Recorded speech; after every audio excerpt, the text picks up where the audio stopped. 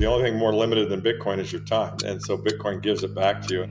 I look at Bitcoin as a primary business without me having an HR department when I get successful. The artists and creative types see Bitcoin quicker than the average person. I think it's because they think outside the box. There was the expedient and more profitable thing to do, and then there was the more honest thing to do. What has this allowed me? It has allowed me the freedom to not attend dumb meetings about dumb subjects. Once you have free time, then you can kind of explore who you are and what you want to be and the things that you get fulfillment from. You see, that's so important because that's never sold. This is never sold by Bitcoin this way. All right, welcome to episode 3 of the Bitcoin Boomers. We have Mr. Gary Cardone. Thank you so much for joining us, Gary. Thanks for being here. Thanks for asking. For those of you who aren't familiar with Gary, we're going to ask him to expand on this, but veteran of the energy markets, financial services. One thing I admire, it's actually very interesting, is those of you viewing, you can see some of Gary's art in the background, and he does a phenomenal job. I don't know if I've ever expressed that, but I really appreciate it, and I find it actually very interesting, Gary, that so many Bitcoiners have this other side. Like you have this artistic side. Our first guest, George Bodine, also an artist. Bob Murphy, who was our second guest, he's actually a singer. I love to write. I'm a kind of a creative writer.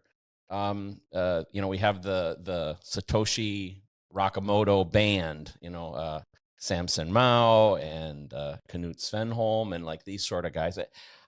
I wonder if there's something there. I don't know. But I think maybe it's just that we have some well-rounded people. Or maybe Bitcoin. I look at Bitcoin as a primary business that has no human era exposure. I don't know why more people. As soon as I saw Bitcoin, I'm like, oh wow, this is a private equity business without me having an HR department when I get successful. So what has this allowed me? It has allowed me the freedom to not attend dumb meetings about dumb subjects when the most primary meetings and most primary decisions are made by one or two people, even if the company's 4,000, and the 4,000 show up to meetings about nothing, just to stroke everyone's wokeness. It has given me time to get bored and then to go, hey, what am I? Who am I? What is there more? Look, I proved in my career that I can be in 4 industries, not like dedicate to one and get buried by one in its cycles. And it's really given me a lot of freedom to discover myself and do things that I was told were impossible to do for a guy like me. And to me, that's really living a great life, even though now, because I'm not so busy with dumb stuff, I'm having to find how much time I actually have. Into your comment there, I've said for a while that creatives, artists and creative types see Bitcoin quicker than the average person. And I think it's because they think outside the box, and that's why they're creative, because they think outside the box. I'm like Gary, I saw it immediately when someone sat down and gave me half an hour of time. But I think it's because I think outside the box, which I think most creative people do. I think that's an interesting observation. I'm an engineer and a kind of a math guy, so I have to admit I missed it the first time. Although I wasn't in 2017, so I think it would still be relatively early. Although I guess I would also say that I'm maybe unlike a lot of engineers in a lot of ways. Well, and that's why I said, once it was explained to me, because the first time I said, oh, it was like online stocks. That was my whole explanation. So, I said, I'm not interested, so I don't consider that really getting information to make a decision on. But I think what Gary's saying is insightful, though, because what just about freedom, like what does it give you, kind of even helping you define who you are, right? Once you have free time, then you can kind of explore who you are and what you want to be and the things that you get fulfillment from and like all those sort of things. But because most people spend their life pursuing money. Yeah, I think that's the huge thing that we all talk about so much, but it's really important. I've noticed it too in my life, is that it allows you to get off of the fiat treadmill. And fiat really is a treadmill. You're always kind of figuring, and it's like the treadmill is speeding up and you're getting older and more tired. And we're all boomers. And so, the notion that you've got this compounding machine, that you don't have as Gary points out, you don't have a management team to worry about. You don't have to go to meetings to talk about it. You can just sit back and watch it do its thing.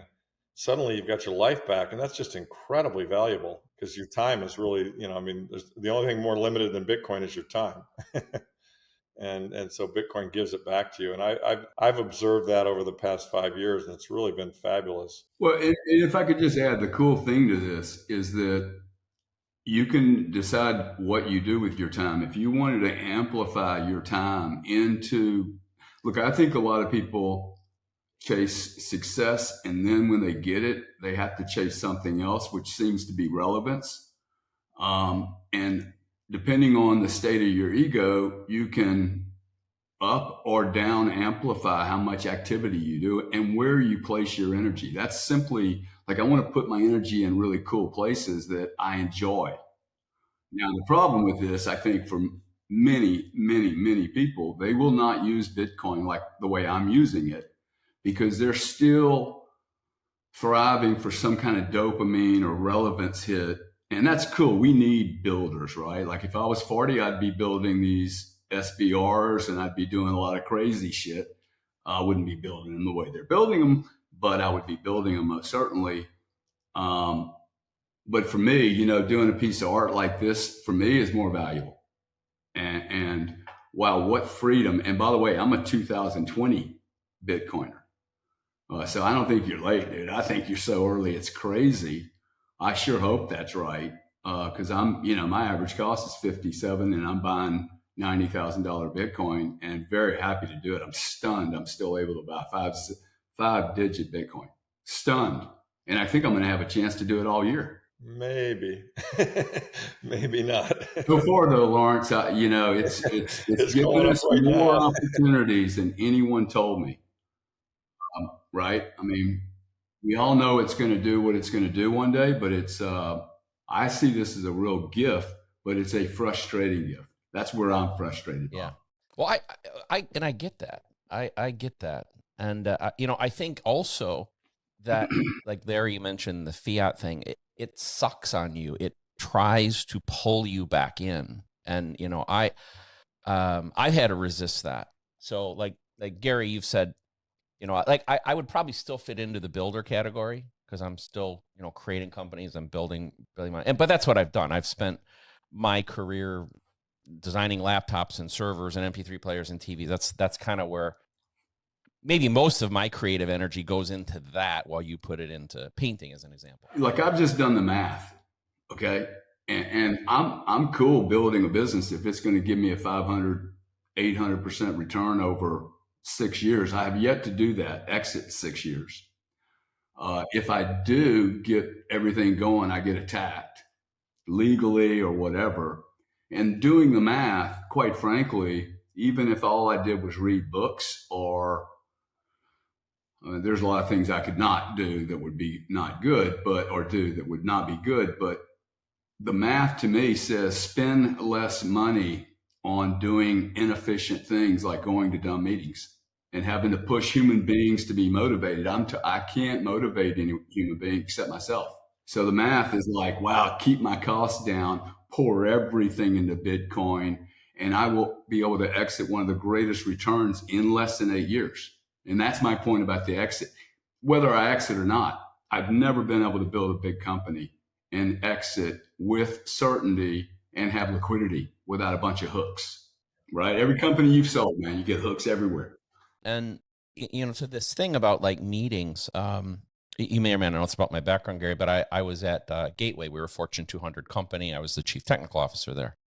So I had a staff of about 5,000 people at one time. And you want to talk about meetings, like shit, just every frickin' day, and then we'd look, I probably had maybe 6 or 7 layers beneath me at that point. And then you look at the efficiency of the organization and say, how many minutes are we losing a day, man hours because of these meetings and what meetings are working, and trying to stop them is really difficult. Or to keep the spread, right? A meeting that should be 3 people is 13, and they sit there for an hour, and it's horrible. But what also happens is, I was talking about kind of like fiat trying to suck you as a miner. One of the things that I made a decision in 2021 when a lot of the mining companies went public in that period, and I didn't. And probably to be completely transparent, if you measure it in dollars, I made a bad decision. I made a very bad decision because guys like Fred Thiel and are sitting on tens of millions of dollars in cash and a whole bunch more in equity that I don't have, that I didn't generate. But I would be subservient to that system. Like my freedom is more important to me. And by the way, my ability to even serve Bitcoin, I view myself as a citizen of Bitcoin. I can't serve Bitcoin and be the CEO of a public company. Those are mutually exclusive. But that fiat system sucks at you. Like, it's tantalizing to want to go there. I agree, man. You got to decide what you're going to chase, though. For me, money has never been a difficult thing, whether it's $1 million or 10 million or 100 million. After some point, it really doesn't do anything for me. I have no real, oh, wow, I'm going to make another. Okay, well, what am I going to spend it on? I'm not controlled by remaining relevant. See, that I think that's where I get back to, like, this is what people work their whole life for, right? Is to get some freedom to do what they want. Yet very few people ever obtain it. Very few, like less than 1%. Even the billionaires, man, I don't want it. It comes with shit, dude. I got a boat out here that I would literally pay somebody just to take away from me because I don't want the headache on it. It's noise. It's a cool thing about, going through becoming successful. If you're just clear about what's happening, you realize, oh, wow, this stuff is not making me happy. It is not creating value for the world or for myself. No, what I think is really sage about what you're saying, though, is at no point when you were defining success to you did you say it's $5 million or $100 million or whatever the number is. Success was expressed by your freedom, by your lifestyle that you aspire to. And I think that's one of the things is, like, I'm actually slightly different but I don't define my success in my life and my career by money either. I never have. I've measured it by more the things I've produced and output of my work is kind of how I've defined my success. Now, I've been fortunate in that money has followed because of that. Not necessarily obscene wealth, but good enough. I'm very, very fortunate in financially in my life, and probably could have done better if I chased dollars. But I that's my advice when I talk to younger people too, is like, define success for you, but chasing a dollar figure is really dangerous. And it probably will not get you what you want. It's probably not going to give you the life fulfillment, pick a great partner. Like, like I've been married to the wrong person. I've been married to the right person. Like that's like really important. Be happy in what you pursue. And then, just like you said, Gary, I mean, I'm sure you have a list of these sort of things. Maybe it's not a list, but you have these things like, these are my minimum standards in life. And I'm not going to dip below that, and I'll pay what I have to pay for that. Yeah, that's right. And one of those things was, I decided a long time in my career I would not become a prostitute. and dude, there are different levels of prostitution along the corporate ladder.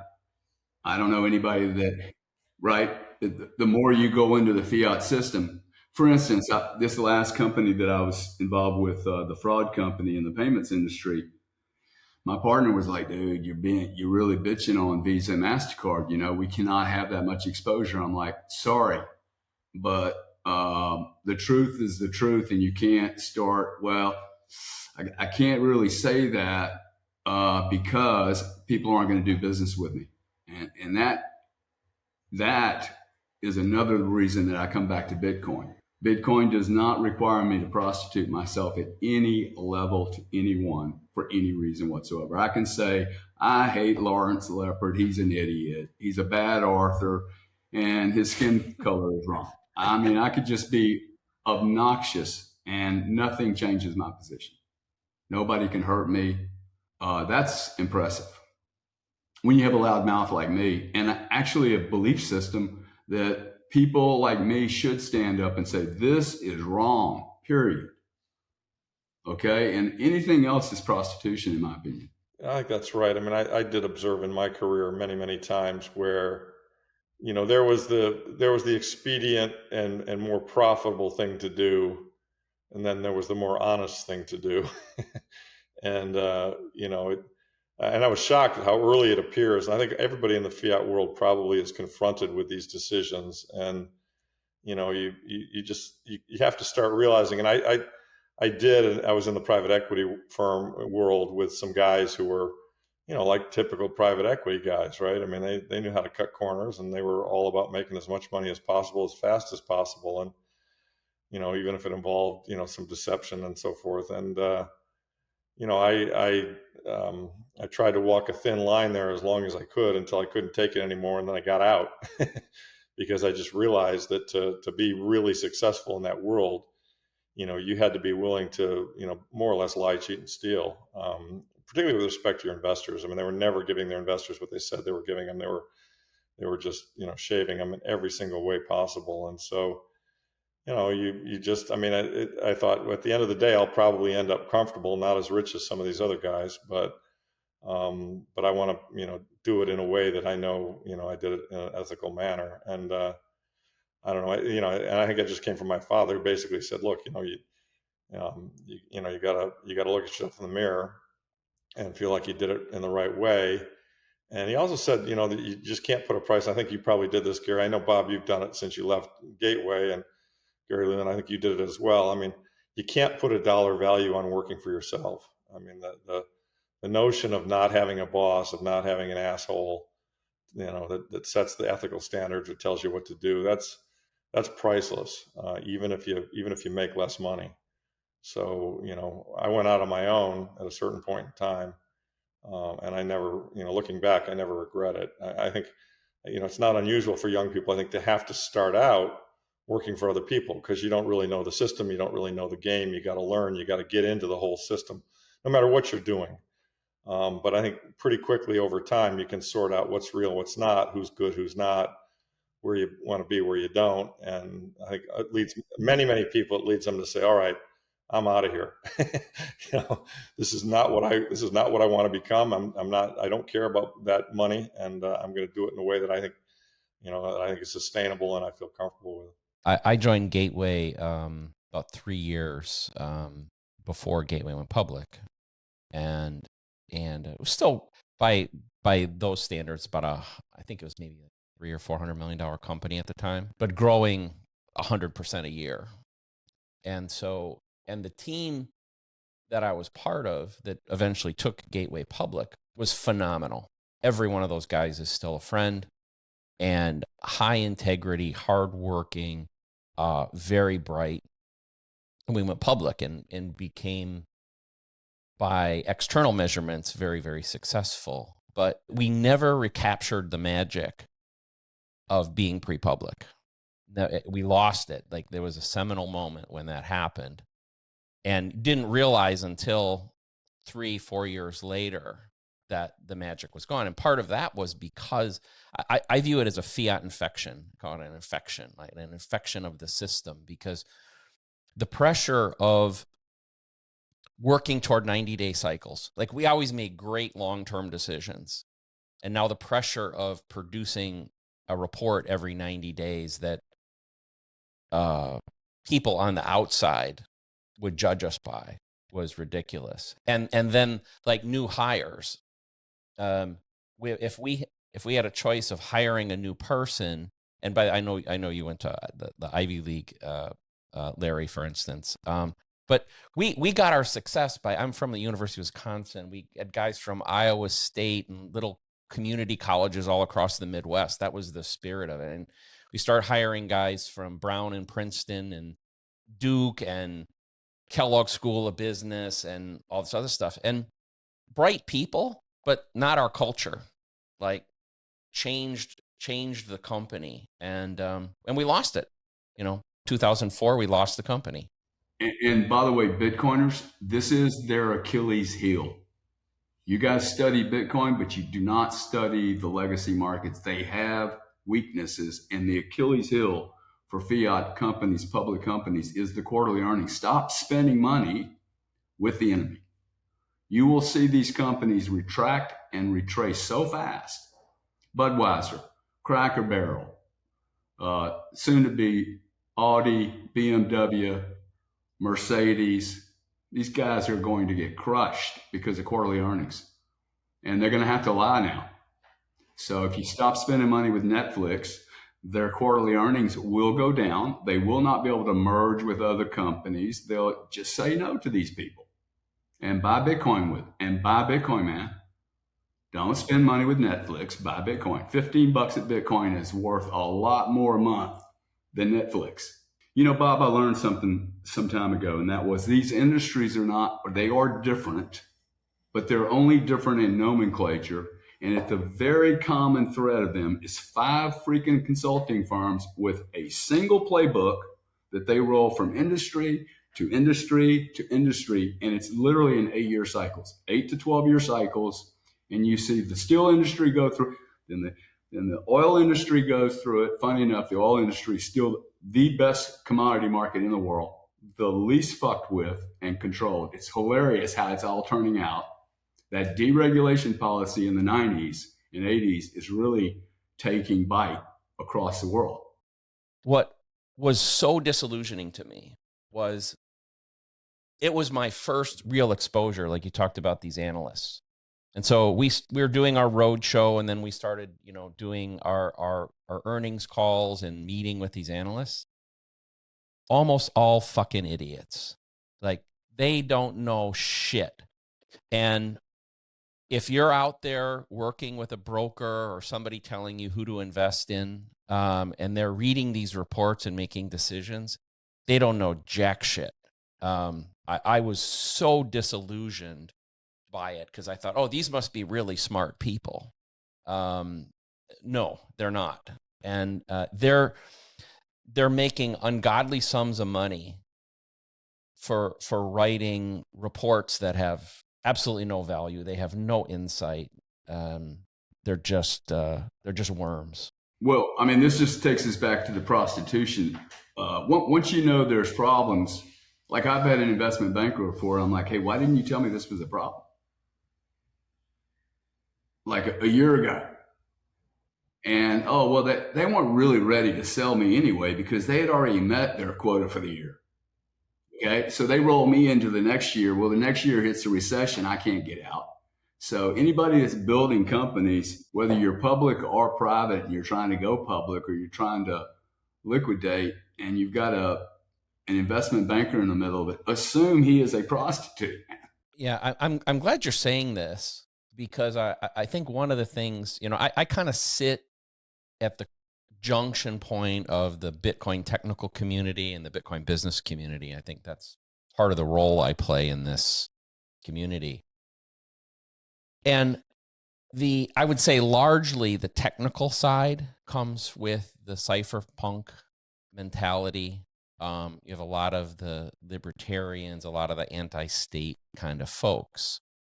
And they're trying, they have this dichotomy that they haven't resolved yet, which is Bitcoin can't rule the world and not have financial institutions and nation states and corporations who are heavy users and heavy influencers of what happens with it.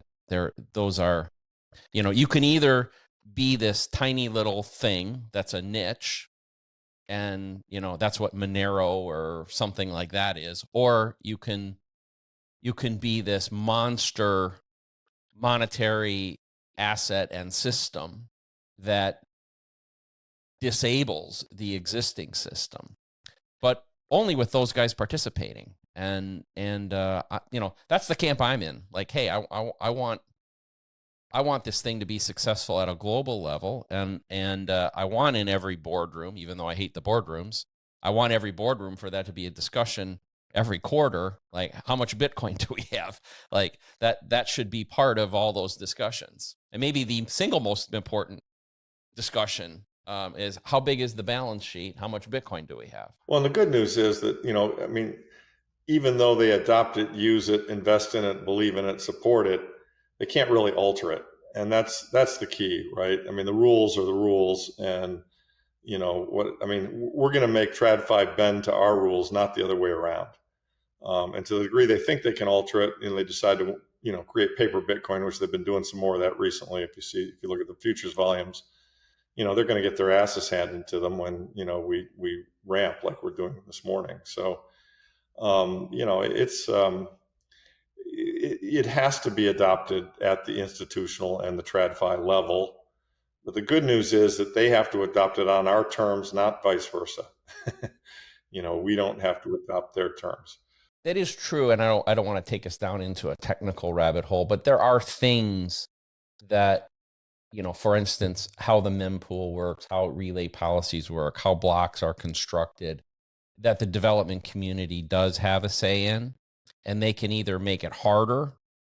They can't stop it. They can't stop this, but they can either say, hey, we're going to embrace this and Bitcoin is for everybody, and we're going to make sure life is easier for these folks, or we're going to make it harder. And that's part of the battle I fight with these guys, is on the development side, is like, hey guys, you're missing this.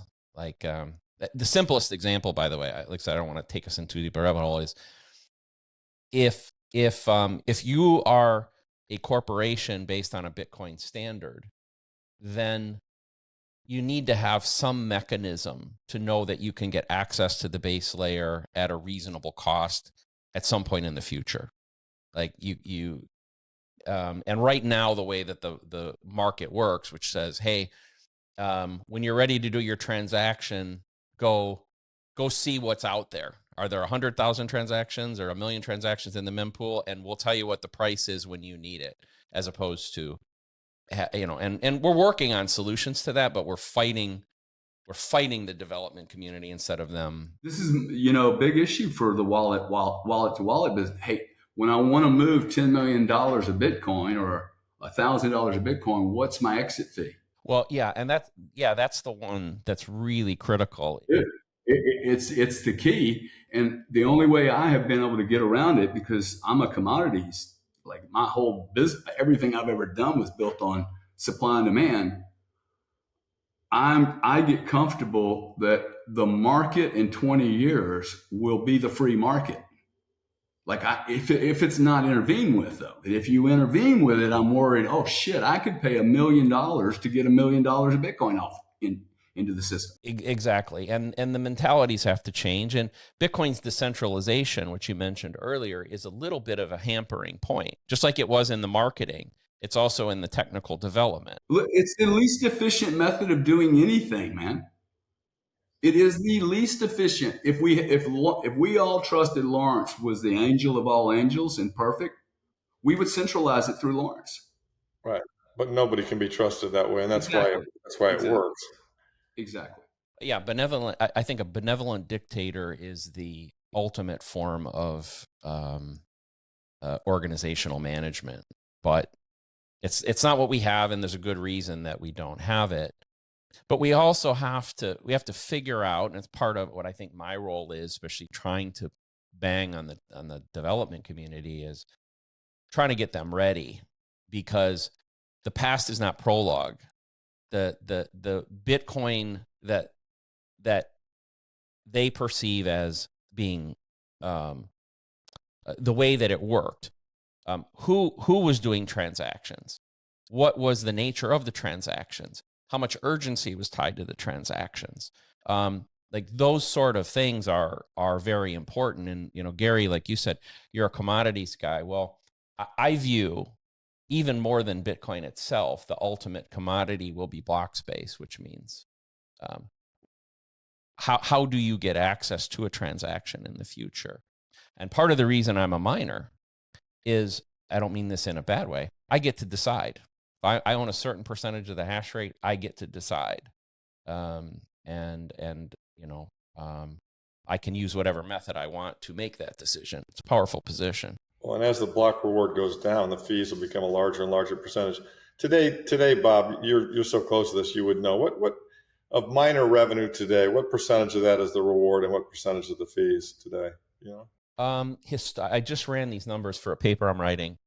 All time, it's 98.51% of all revenue was from the subsidy, and currently it's way over 99%. We're very, very low right now. Is subsidy. Yeah. So fees are 1.51. So they're still quite small. Wow. Blockstream Jade is your easy-to-use, Bitcoin-only cold storage solution made for both experts and beginners alike. Its simple, clean interface makes it a great gift to friends and family just starting down their Bitcoin journey. The open-source hardware of the Jade combined with the open-source software of the Blockstream app means full transparency. Like Bitcoin itself, you never have to trust and can always verify. And at an affordable price, the Blockstream Jade allows you to safeguard your future without breaking the bank.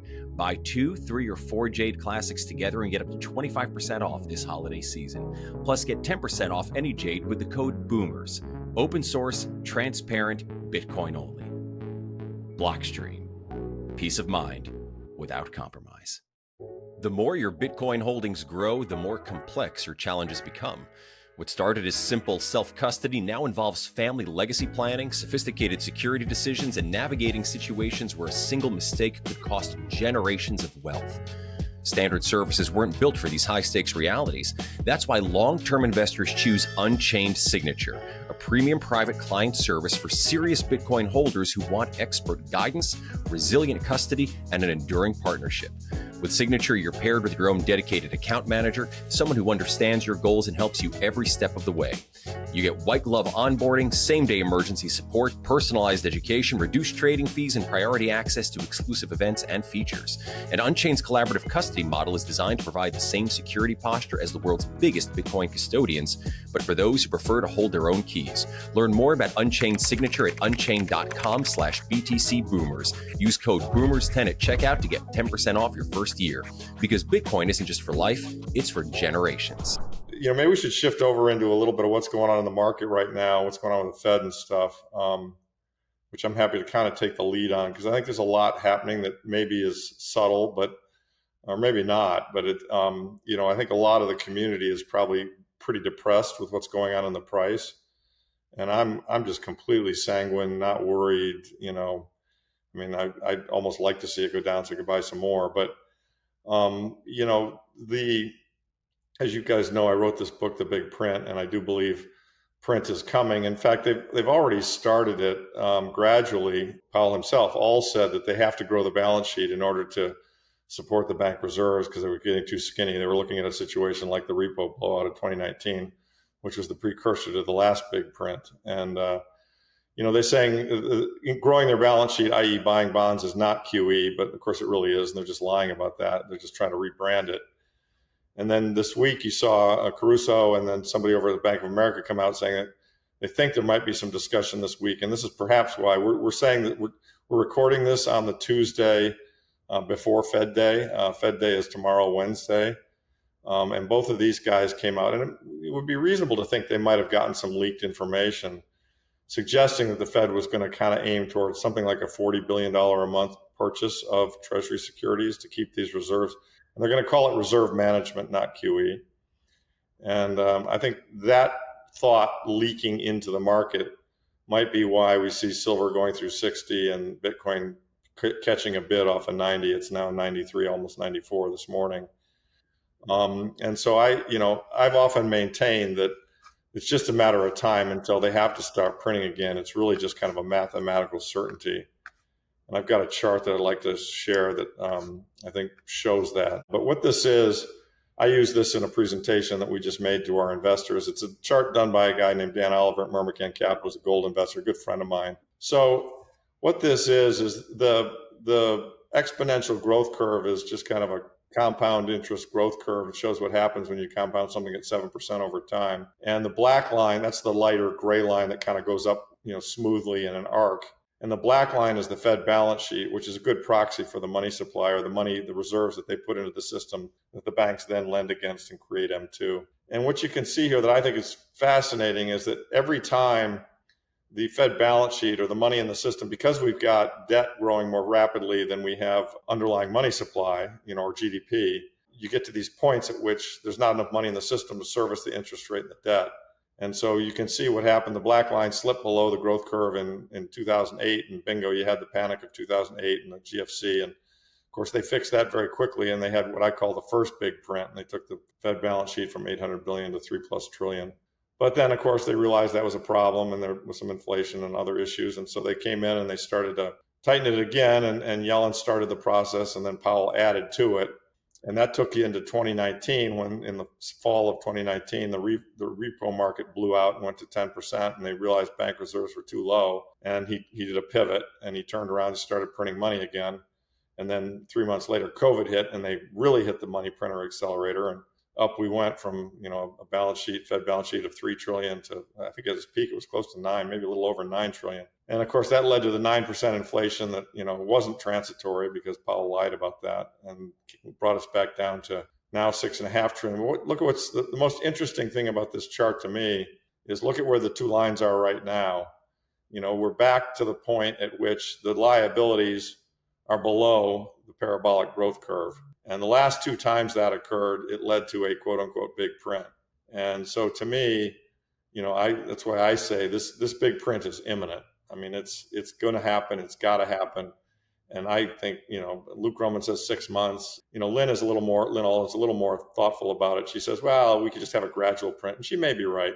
But I tend to think that more likely what will happen is once the floodgates open, they're going to really open.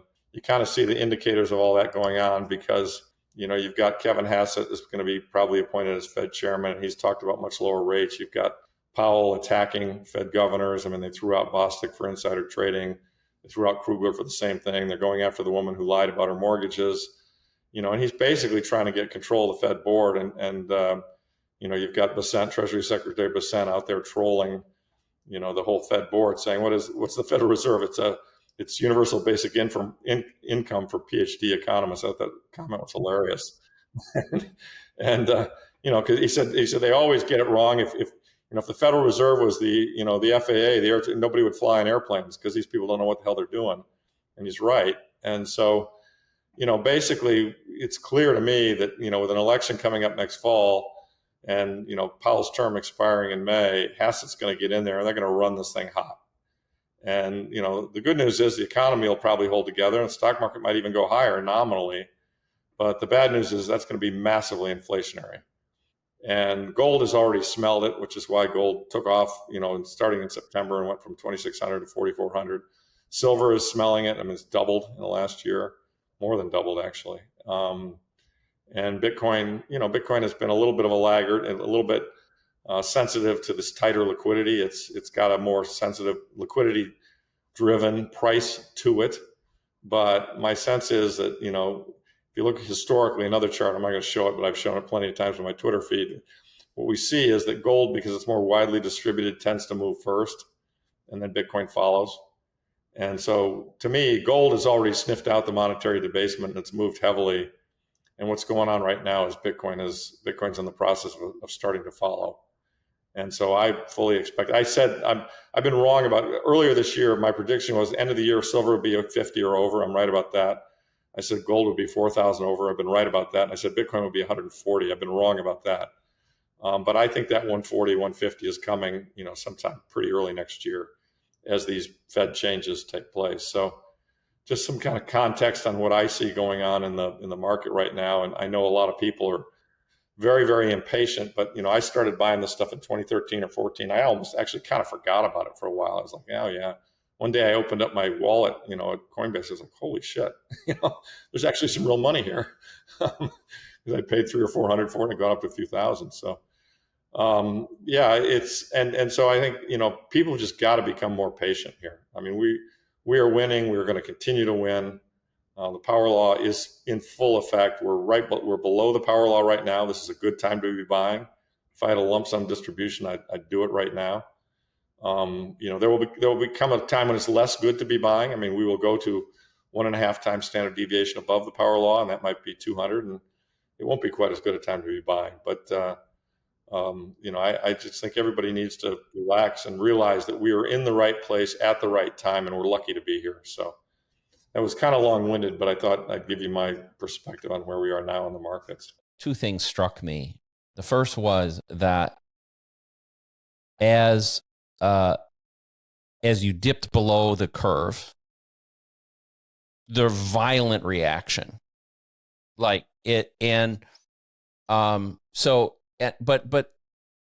maybe that's indicative of the fact that the Fed is always just guessing, right? So when they see trouble, they don't really know how much trouble they're in, and so the reaction is violent because the ramifications of going further the other side are so terrible in their mind.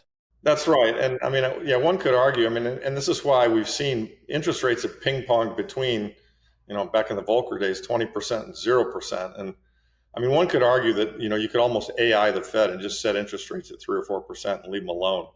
And we'd have better economic outcomes because you get these crazy swings.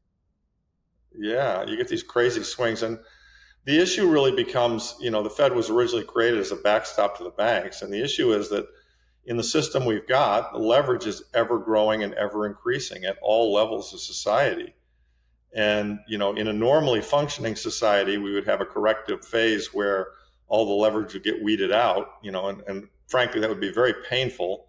But that's what kind of happened in 1929 to, 1935 or 6. But we've decided we can't have that anymore. That's not one of the options. It's become an unacceptable thing for politicians because they know that if, we go into another depression, we squeeze all the leverage out, there's going to be enormous pain.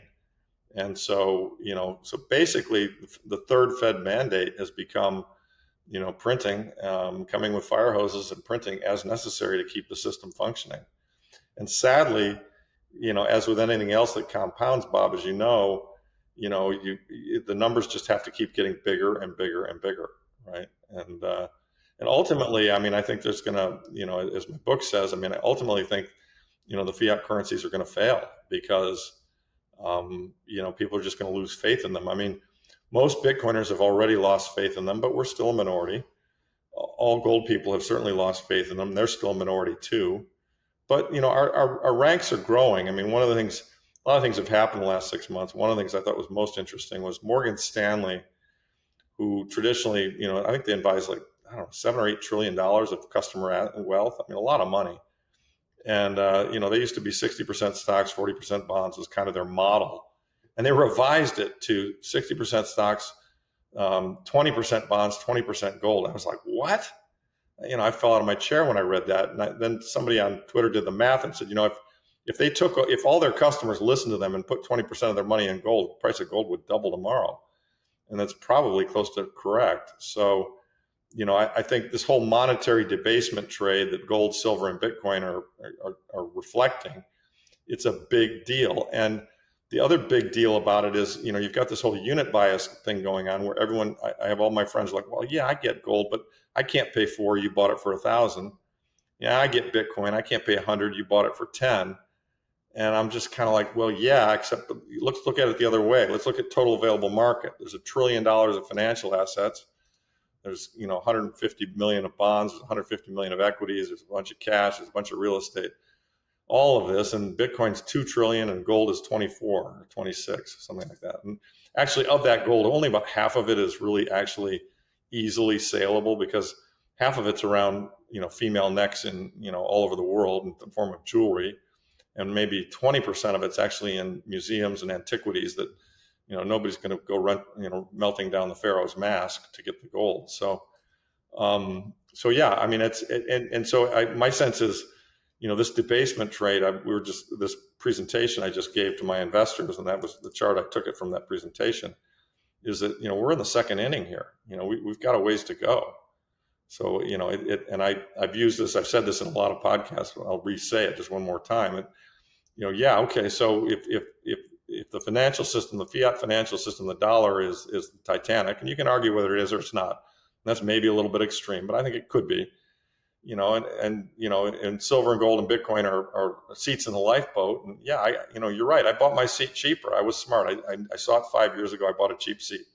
But you're still on that Titanic. I mean, I know a lot of people are very wealthy, have all their money in stocks.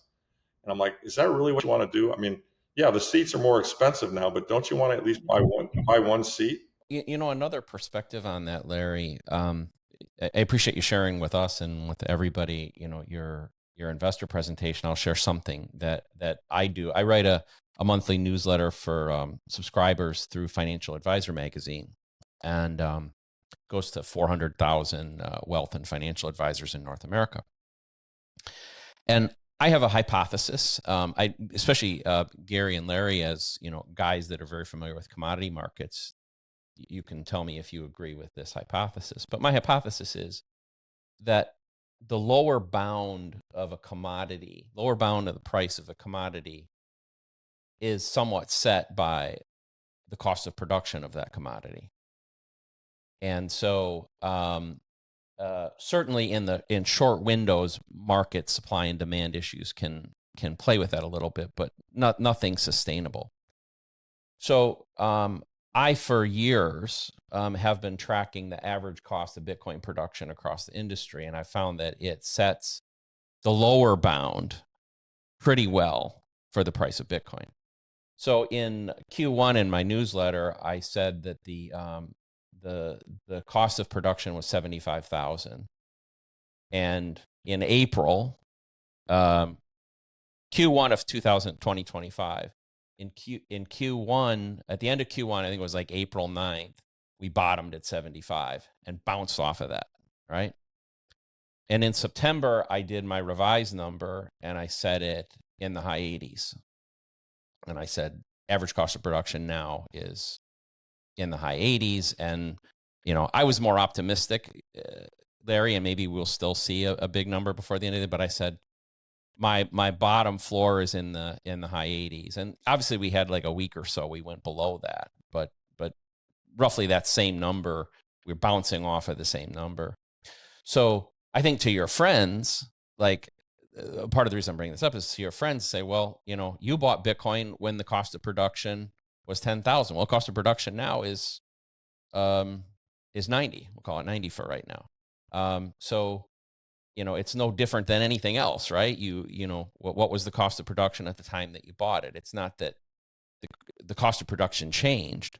Now, in a market like gold, or in a commodity market like grains or something like that, the cost of production doesn't vary as much. But in Bitcoin, cost of production changes quite a bit in short windows. Bob, let me ask you a question.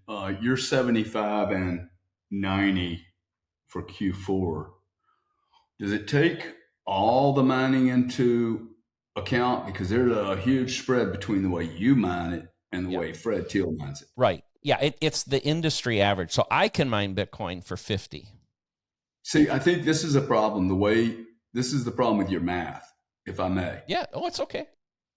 Because, I hear this in the oil complex all the time. I heard some guy with 3,000 listeners last night hoodwinking the audience that they'd see $100 crude oil again. And if that happens, the whole world falls apart. It's like, yeah, no shit, dude. If $100 crude oil, and you get a Treasury 10-year at 7, okay, good. The whole world's falling apart. But you can't base a premise of super inflation in the future. See, I don't see inflation coming. I see a massive deflationary event in the next 10 years, maybe 5, maybe 3. I think we're seeing it right now. You remove 12 million immigrants from this country, whether they go voluntarily or you remove them, I think there's 4 million houses that are going to be on the market. By the way, I use 12 million people, assuming 4 are living in a house. It's a staggering amount of homes, a staggering amount of rentals, a staggering amount of jobs that have been underpriced and taken from Americans. Great companies are going to be built in America if we get rid of the immigration issue. But people are going to have to understand, the retailers in particular, you're not going to be selling $80,000 automobiles, dude. It's not happening. I think there could be a two worlds. Fred Thiel is not making money mining Bitcoin the way he's mining it. He's at $135,000, and then you have you sitting down here making a big old chunky margin. Crude oil producers in the United States produce for $45 a barrel. This was my point, and they're selling it for $65. And the word dry hole has been completely removed from petrochemical. There is no dry hole. This is now science, dude. It is not an art form. It is LiDAR. Oh my God, look at the size of that fucking field. Let's go drill it fast. So we're not going to, I think all these prices come down, including electricity. You've just got the United States government took an 18% stake in the Westinghouse. This is to Lawrence's view comments on QE. Dude, I think QE is on steroids right now under a different name. The U.S. government's just told Westinghouse, dude, we're going to support the fuck out of you, and we're going to build nuclear. It's the best tenant you could get. Okay, they did the same thing with Intel, 10% stake. They're bragging now. Look at that, $40 billion. Hey, I'll give you some contracts, and I'm going to take an investment in your company. The pure Bitcoiners will hate that. And I say, no, this is good. This is much better than QE. This isn't just handing money to people. This is taking an investment back for contracts. And I guarantee you those contracts are going to have to be lived up to if we're monitoring what we're entering into, right? And everyone that the United States government is competing with, their sovereigns invest in their primary companies.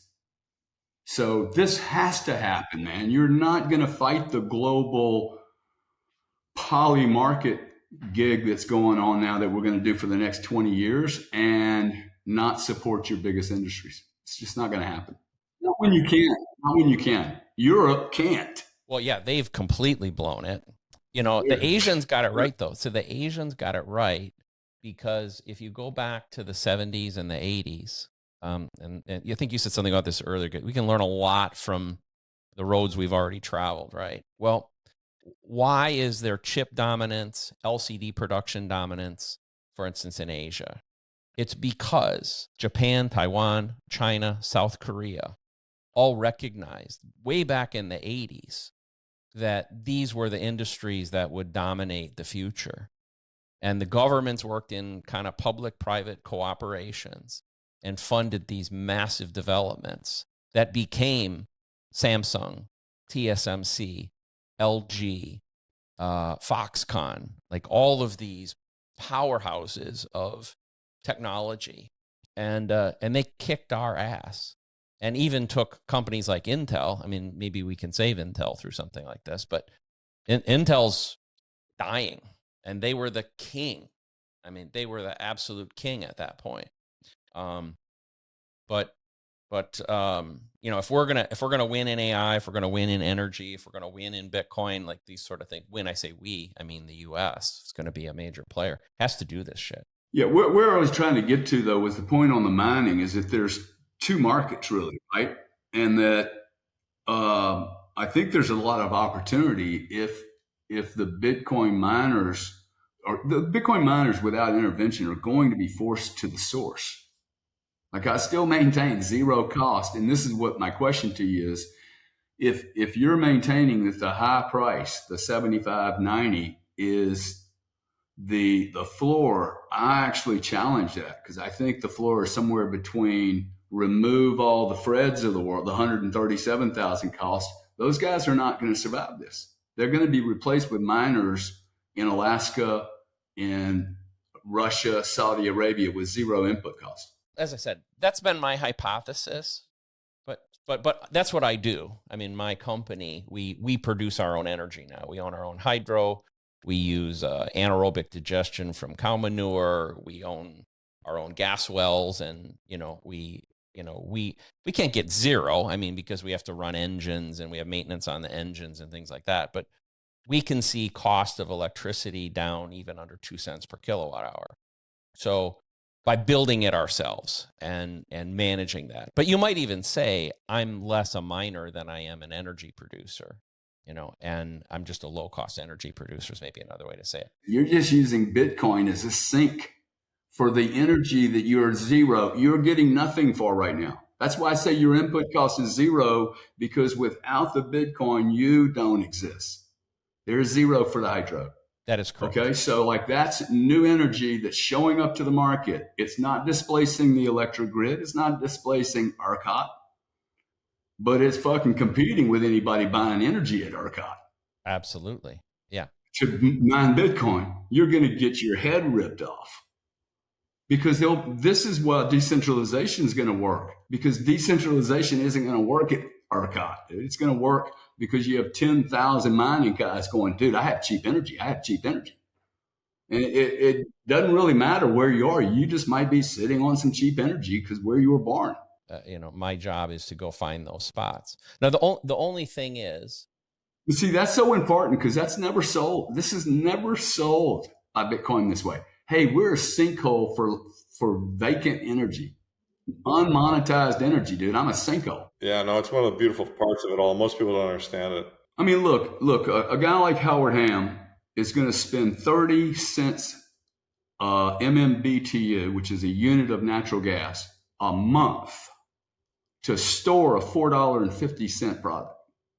Okay, these energy markets, they kind of behave like this, where in the winter, they're supposed to be really high. In the summer, they're supposed to be low. So you then hide the gas in the summertime at 30 cents a decatherm or a MMBTU, and then you sell it into the winter, which then, of course, brings the winter prices down.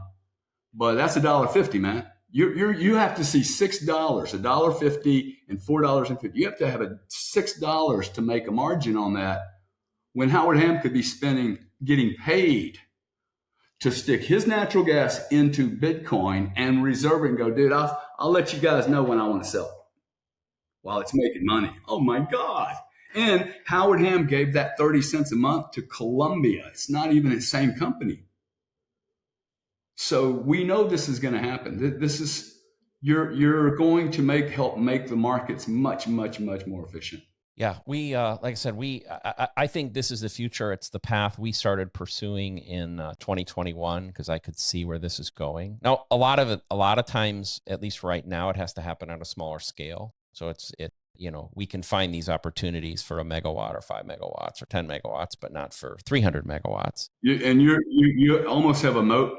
By the way, that's a reverse moat because the big public companies can't chase these opportunities. Yeah, you're exactly right. They're immune. And, I think the thing with the public mining companies, which I am, as you probably can gather, I am not a fan of. I think they've done a huge disservice to Bitcoin and the community. But they might get saved because they can get taken over by some of the AI guys who are willing to pay for their energy assets right now. If the demand for AI keeps going up, I think they can get bailed out, but I think they'll go away. Their future is either death or acquisition by another industry that will pay more for their asset right now. Abundant Mines is an Oregon-based husband and wife-owned Bitcoin mining company making Bitcoin mining accessible to investors of all ages and experience levels.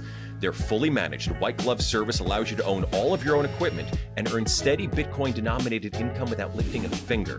Whether you're starting with 10,000 or 10 million, Abundant Mines is your one-stop shop.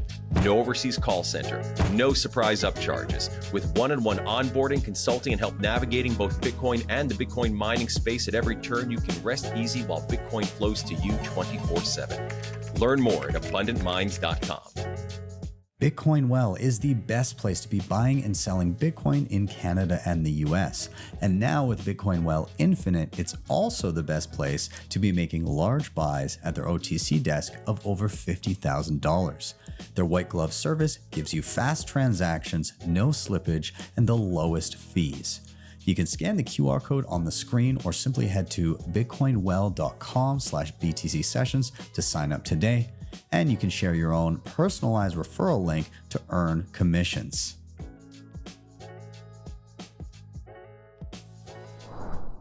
So maybe a different tack here, and is, we haven't really talked about maybe some of the younger people. Like if you're a younger person, and I'd love to get your advice, Gary. You're a younger person. You're that 30-year-old, 35-year-old professional. You're starting to, for the first time in your life, maybe make more money than you're consuming. What advice would you give to them? Like, how, the world's pushing them toward 401ks and index funds and things like that. What would you tell them? Well, look, the first thing I would do is if you're 12, 22, 42, you cannot spend more than you have. That you have to fix that. Everyone on this call should be going, oh yeah, I'm good to go. You have to fix that, whether Bitcoin's around or not. So when I was growing up, and this is going to be harsh to the young people, but nobody fucking guaranteed me the right to buy a house. They didn't guarantee me a salary that was going to allow me to buy a Rolls Royce. I've never owned a Rolls Royce. I never will. The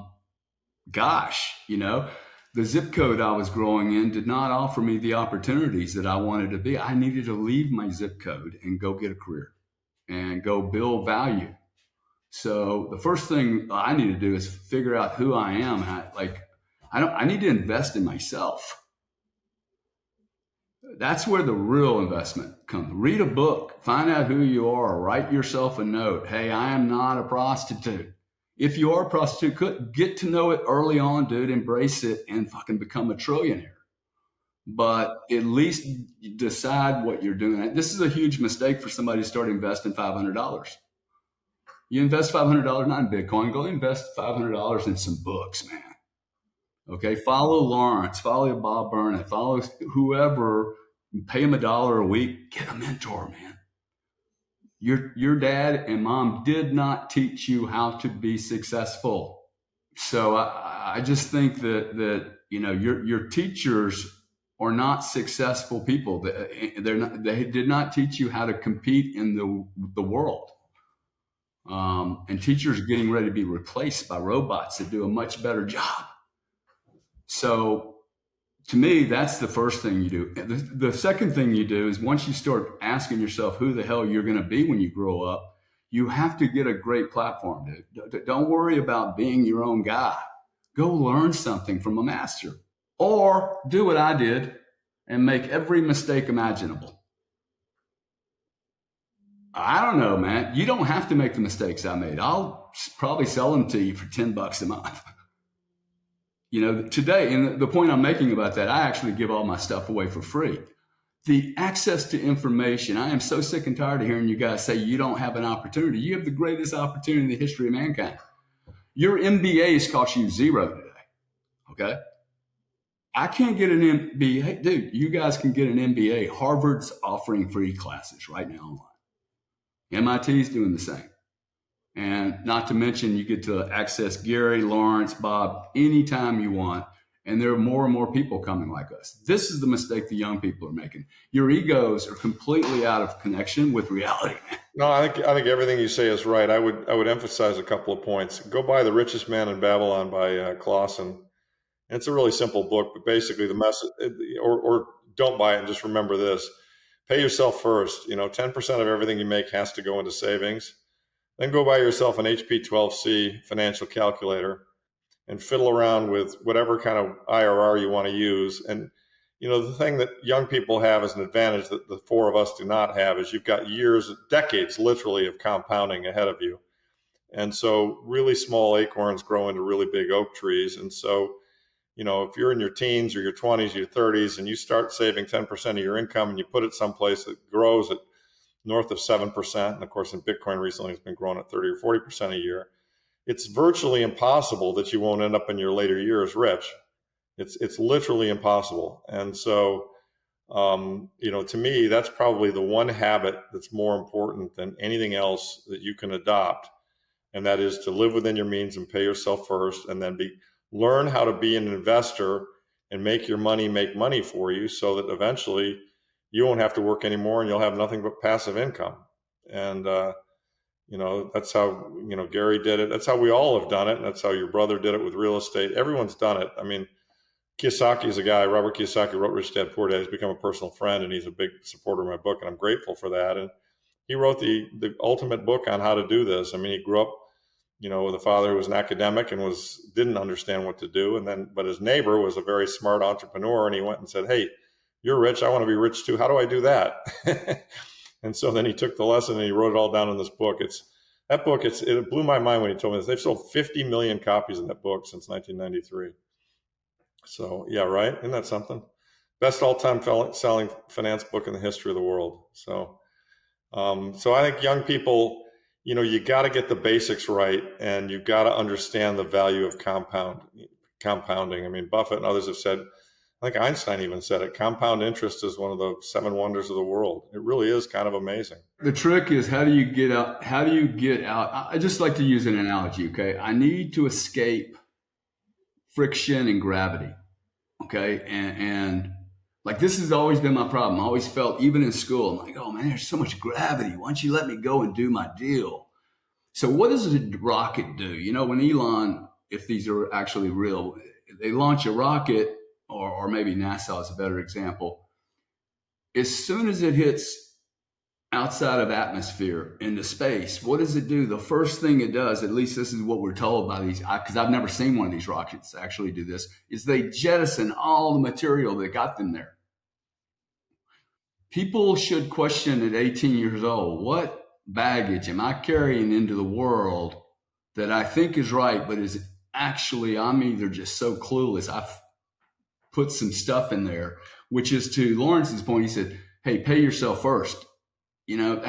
What he really means is, hey, you're going to take all your income and pay yourself for what you spend your car on and everything, but then you need to invest 10% into yourself.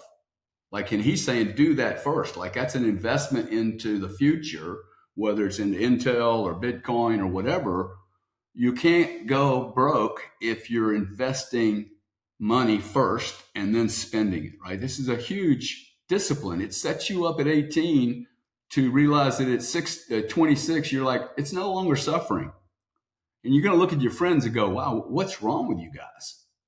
Your job should be to think about leaving your group of friends, not staying with them.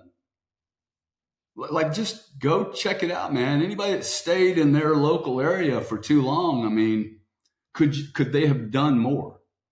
Now, this is not true for every case, okay? But just getting rid of all the stuff that's in your baggage. And I have to do this as someone that thinks he's a professional. I have to get rid of my thought process sometimes.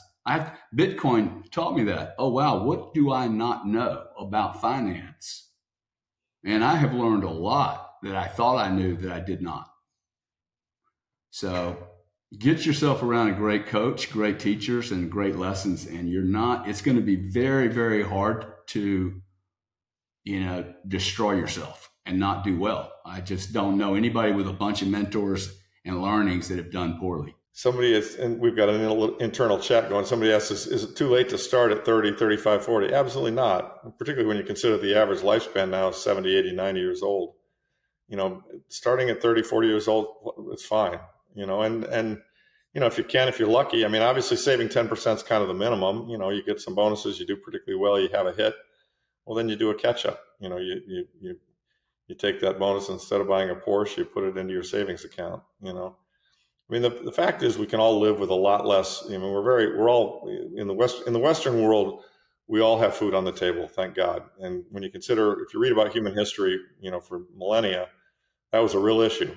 And we can all do without the latest gadget. And so savings is a key, in my view. It's a long time preference item, and it's a key part of ensuring this mental and physical peace that we all seek to achieve.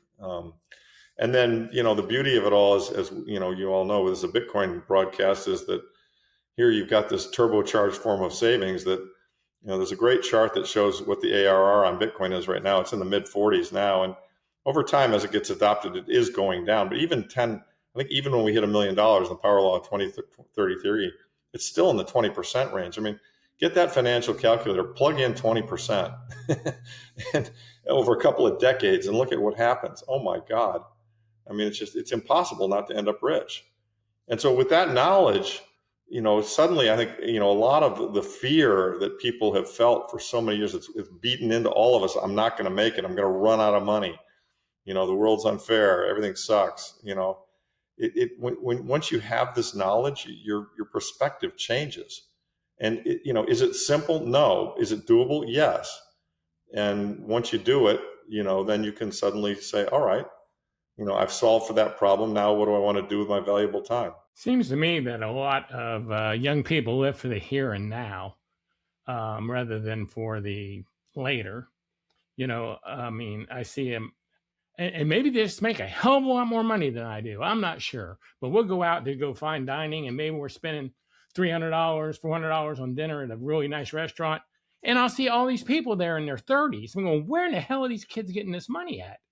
I mean, I know I certainly did that. I know I drove the same car forever until it was like, I got to get a new car because I didn't want to buy a new car. That's the one that blows me away.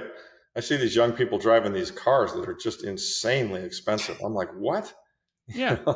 I mean, I'm going, where's the money coming from? So to me, they're obviously not, maybe some of them, are doing great, but they're all those people in that restaurant are not doing great. All those people I see with those cars. No, there's a lot of debt being used. Hey guys, I got a conflict with an investor call, but I super enjoyed talking to all of you. I'm just going to mute and sign off for a bit, and we'll do it again soon. See you later. So thanks. Okay, good. See you. Yeah, I'm perplexed by that too, Gary. It blows me away because that this is just credit card debt piling on. That's the reality. Is it's too easy, and cars just suck money. Like Gary, you said you'd never own a Rolls. I won't either. No, to be fair, I own some nice cars, but they're not like super extravagant. And I haven't bought a new car for decades. I'll buy one that's a couple years old in good shape, and it might be a BMW or a Mercedes or something like that. But I'm at a stage in my life where I can handle that. Same thing. I drove my last car, Mercedes, for 20-something years.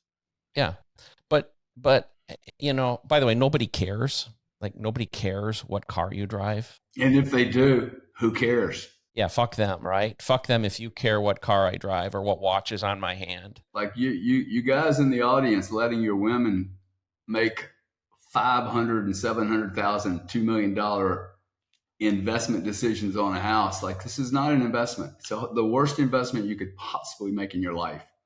And at 22 to get talked into buying a house, like, dude, you're buying into someone else's made up dream. It's not even your dream. It's someone else's made up bullshit story of how to trap you on a zip code and on a mortgage, a long-term rental rate. You do not own that home. Well, Gary, I saw your video of you in front of your house that you just sold, doing the math on why you got rid of that house. And that was people should find that. That was pretty enlightening. Yeah, I mean, I own my primary home here when I bought it relative to Bitcoin. By the way, Bob, to Bob's point, I would assume a 12% interest rate, a 12% annualized return over 10 years. Every 10 years, it's 120% return. You know what? For Bitcoin, I don't need 40 and 30. This is double the size. This is double the position of the real estate I do with my brother, who is a fucking baller. Okay. He has given me unbelievable returns on the real estate. And I still get paid, I don't know, 50, 60 grand a month. But that was at 6 or 7%. I'm just assuming 12. You will end up stupidly rich at 12% if you're disciplined. Even at 32, somebody said, hey, is it too late to start? The only business I would consider starting is Bitcoin business, where you actually hold Bitcoin and you learn about Bitcoin and all your assets are in Bitcoin, and not every asset. You're going to have to live in this world for a while, but you don't consider buying homes and stupid cars. I own a Range Rover, cost me $230,000. You can't afford these vehicles right now. You're actually doing the world a service if you pull back your demand. Okay, stop consuming everything, because you're now chasing me. I don't need anything else.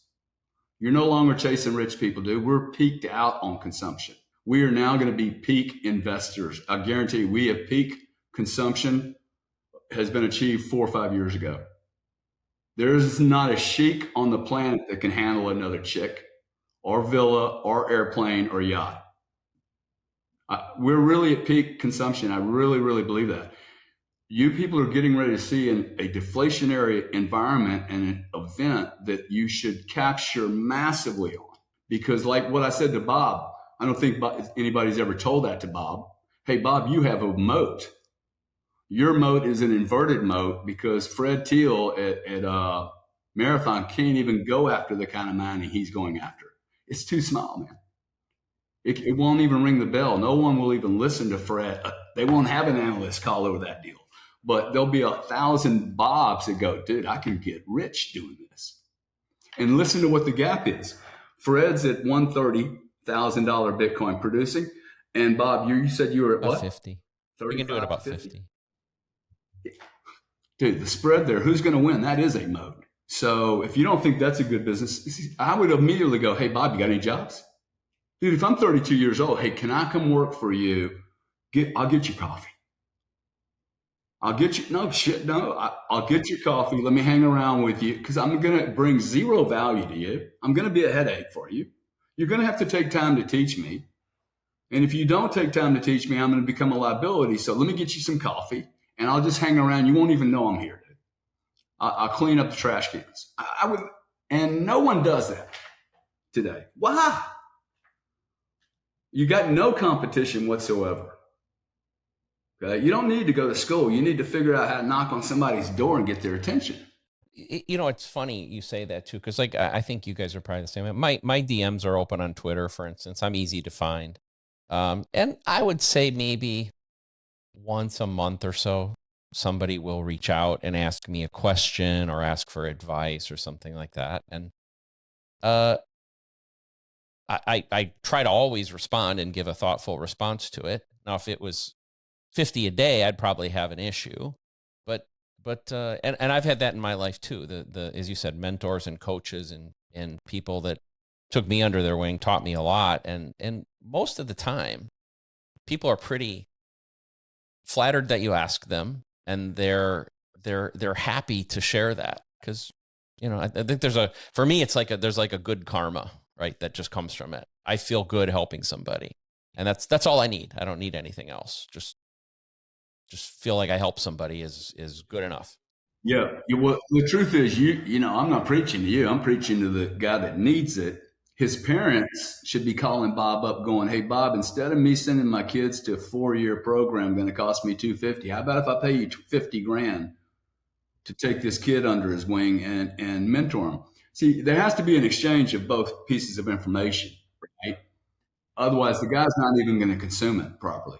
And you know what they are? They got to be willing to go throw on a pair of work boots and help us dig a trench for a gas line or load servers that weigh 80 pounds in 20-degree weather into a container. Like, if you want to get involved, like you're going to have to do the dirty work. But by the way, I did the dirty work too. Even at my advance, I've been on our sites and I've dug the trenches and ran the jackhammers and, got on the cranes and like did all this shit because I want to, because if I don't do that, I don't know how my business operates. And that's what you have to do. You have to learn how to do all that sort of shit. And eventually you'll either go like, hey, I think I got it. Maybe you'll go off on your own, or maybe you say, hey, can I be a partner on a project? Can I, and then you start out on your own. And whether that's in mining or whatever the hell, it doesn't really matter, right? If you want to go work in a restaurant, you got to do the same thing. You got to wash the dishes and cut the onions before you're the chef or own the restaurant, right? Yeah, the Bitcoin industry is a very interesting industry in that I mean, people do have options. They go work for a restaurant. You could probably reach out to SpaceX, maybe reach out to the AI guys, but no one's going to respond to you. Unlike Bitcoin community, this is one of the things I was like, wow, everyone's willing to meet with me. Zero people in 5 years said no. That is unheard of. Okay. If you've ever been in another industry, I mean, it takes months, years to get meetings with certain people. In 2 years, this will be done. There won't be any jobs in the Bitcoin industry for newbies. For people with no experience, we won't need you. There'll be so much experience around the hoop that you're going to be competing with MBAs by then. But if you're in and near the hoop right now, you're going to be assumed to be an MBA. You're going to be called an OG. And don't bitch in 2 years when this is gone, man. Like guys like me have been telling you, like I know an opportunity when I see it. And people should be going, why is that guy like painting and only doing Bitcoin and not even going to any of the big meetings? Like I've stopped going to the conventions and shit. I'm like, they're just selling shit. I can meet with everybody and have a dinner that I need to. And when I need to, this will not always be available, man. Yeah, it's funny you say that. Not funny, it's sage, because I was blessed to enter the personal computer industry in the 80s, early to mid 80s. And that's exactly how it was. And no, I had an engineering degree and I had at least something to offer, but I didn't know jack shit about designing a computer. But I was able to get somebody to take a chance on me because frankly, there were no other people willing to enter the industry. They were dying to attract people. 10 years later, that was over. How many people told you were making a mistake? Oh, all kinds of people told me I was making a mistake because I had other right. job offers. I had other places I could have gone. I don't know, something felt right to me about that. And I saw something that was world changing too. It wasn't a money thing. It was like, this is where the future is. And I was right? You know, the personal computer ended up being, in my opinion, one of the most important technological developments of all time.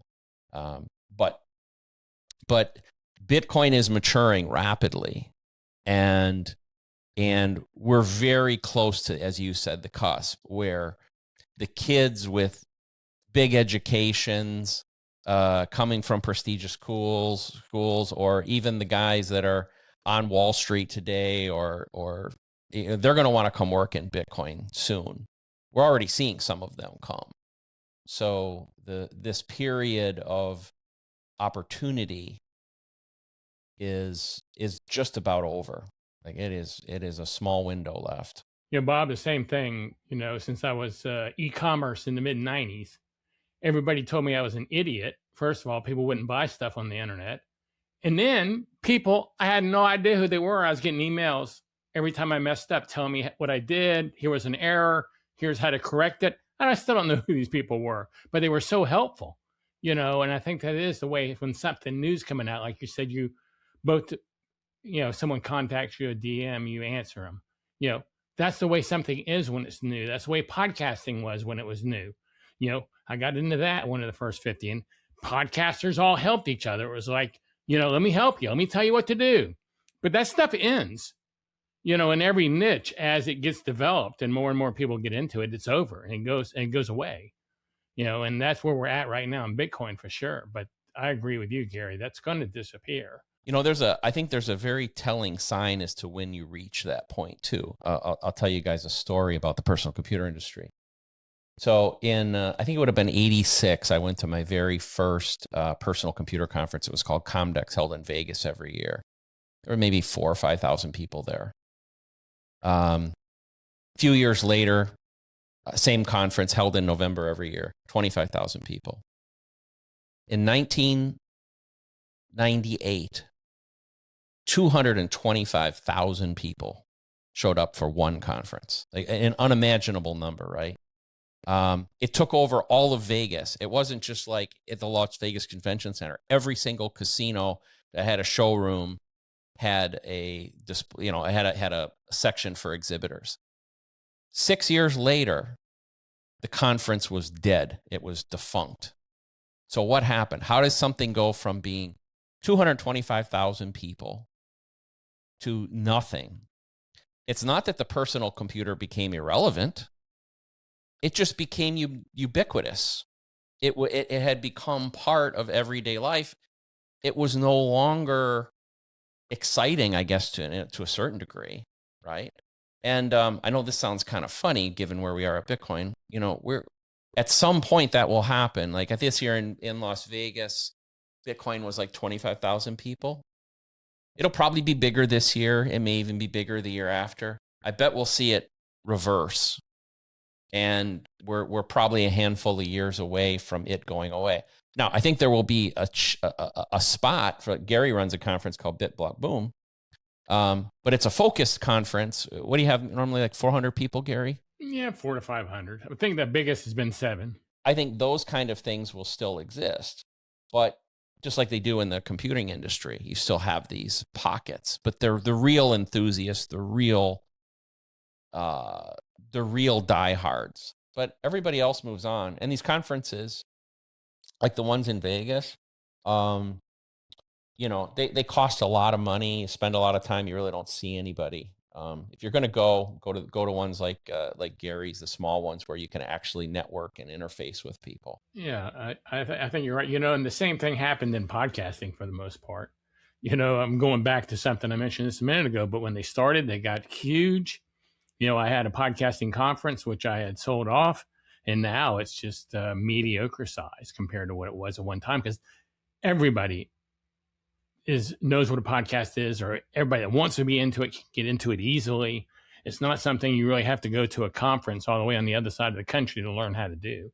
The tools are so easy, so it's the same thing. Well, Gary, I think maybe this is a good point to kind of maybe wrap things up. Do you have any final words you'd like to say? When we started this, I talked about a little, I think a lot of people in Bitcoin are frustrated. And I think I'm frustrated over what I have assumed to be true, but may not be. And that is the 4-year cycle that everyone relies upon, that is this kind of, it's a flag in the sand, man, that everybody looks to. I actually just need to challenge the community. Is there a possibility that this was made up post facto and that it's never really been a thing?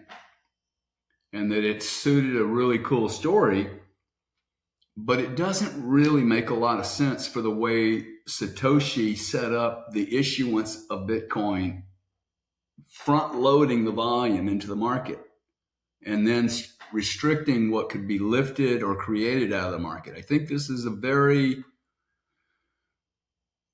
I understand how you could assume that this narrative makes sense, but in fact, it looks something very just different from me. Most certainly going forward, I don't see any relevance whatsoever to this so-called 4-year cycle.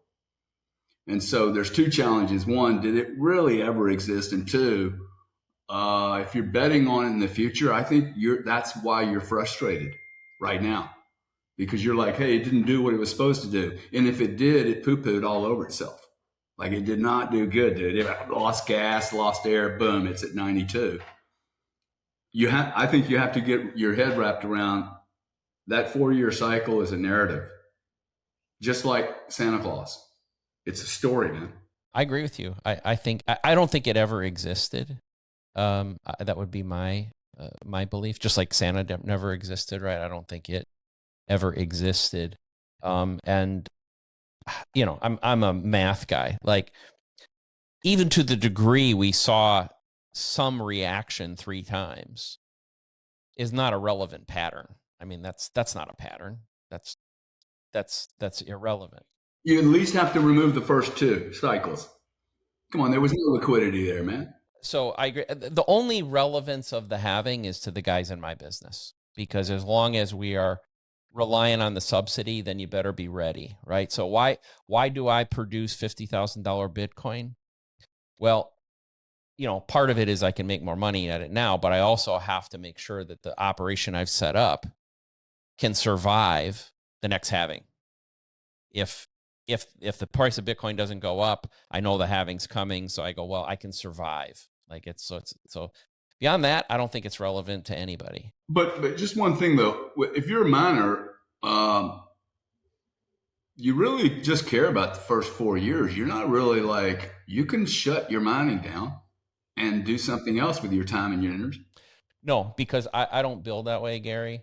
I build because my mentality is not Bitcoin mining. My mentality is energy production. And so I'm building. I just want to bring that back though. See, it's a different driver. Yeah. That's why Bitcoin's going to be so cool, because you need to find energy producers that are going, hey, I want to produce into that sinkhole. Yeah. So that's the way you're looking at this. So you're looking at it differently than a Bitcoin miner. Yeah. Bitcoin miner's going, I produce corn. All my inputs are fucked up. I need to be able to sell corn for more than I had all my inputs. Yeah. While Bob Burnett's producing at 50 cents on the dollar. Right. And by the way, my $50,000 includes engine maintenance, cost of engine rebuilds, and a reserve to replace the servers on a 4-year cycle. So, so you're at 30,000, 20. See, well, you can measure it how you wish. I'm saying like this is the money I have to put away, right? So, yeah. And by the way, I those reserves are all in Bitcoin too. So if things go well, I don't need all the reserves, right? Yeah. And then that's a big bonus on the backside. But you know, I need to be careful and make sure that I'm handling that right. But you're a smart man, Bob. Well, I'm just doing my best. I think just making hopefully logical decisions about how to construct the business. But I see, like I said, I was very critical earlier, and I have been for years, of the public miners, because I see very poorly run organizations with massive overheads. They've done massive destruction to the ecosystem. What they have done well is leverage a fiat system that was willing to pour massive amounts of capital, probably by stupid analysts that we talked about before, who really didn't know what the fuck they were doing, and encourage people to pump money into these organizations. And it caused an overbuild of hash rate. And it actually flushed out in hard times, like in the bear of 2022 and 2023. It flushed out some guys who were well-meaning, pretty good business people who just didn't have the capital resources to sustain through the difficult period. So anyway, I have a lot of angst toward them. But you know, I said it'll all flush out. I think the future, as you've said, Gary, and it's you know, the way my business is there will be tens of thousands of these. I call them horse class sites. I have a name for it, which you're going to see 0.5 megawatt, 1 megawatt, 3 megawatt, 5 megawatt sites all over the world. Anywhere there's energy, a lot of gas, a lot of oil, there's wind, there's cow manure, there's all kinds of things that we can utilize. And that is, I think, the greatest hope for a decentralized mining network, by the way, too. Oh, it's the only hope. Yeah. See, if you didn't have that, you would never get there. You'd only get to what we have with AI and Visa, MasterCard, and with social media. 72% of all three of those industries are controlled by two companies. Whereas this will never happen the way see, this is very, very different because you can't, EQT can only control, EQT is a very large player in Pennsylvania in the Marcellus Shale. They can only control so many of these free units of energy that are floating around. It's like a puzzle, man.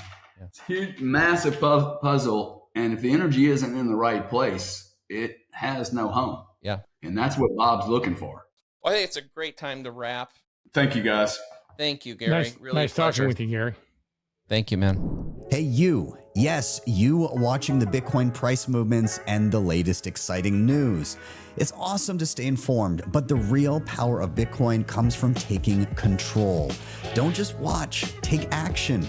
Head over to btcsessions.ca/learn for free step-by-step tutorials that guide you through every major skill you need to know, plus full video playlists for deeper dives on any topic you like. And if you're ready for the ultimate fast track, scroll to the bottom and check out bitcoinmentor.io for premium one-on-one experience with my team of Bitcoin experts to ensure you get it right the first time. Don't wait. Secure your Bitcoin future today. Hit the link in the show notes or scan the QR code on the screen. If you enjoyed this episode of the Bitcoin Boomers with Gary Cardone, please do like and subscribe and check out the previous episode with Dr. Bob Murphy.